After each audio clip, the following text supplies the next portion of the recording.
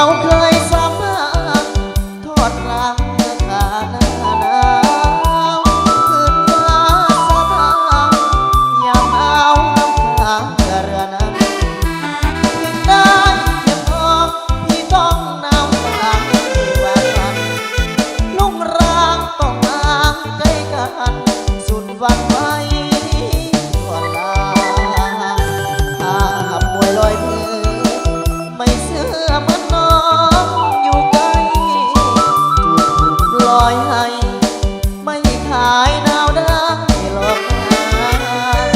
หากน้องที่ต้องหนาวหนักลาคอยนับวันเวลาจะกลับมาพบไอลา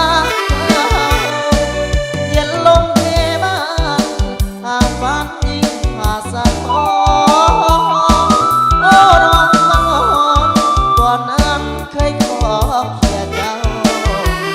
ขับเที่ยวส่งงานพระราชพนมยามหน้าหนาวที่ยังไม่ลืมนกยาวโอ้แม่สาวที่ดู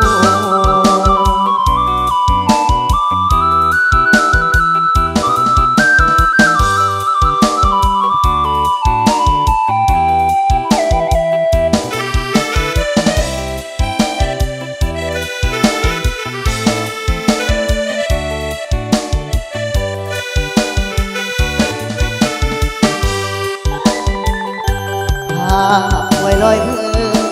ไม่เชื่อมันน้องอยู่ไกลจุดลอยให้ไม่ขายดาวได้หรอกนะหากน้องที่ต้องหนาวตุลาคอยนับวันเวลาจะกลับมา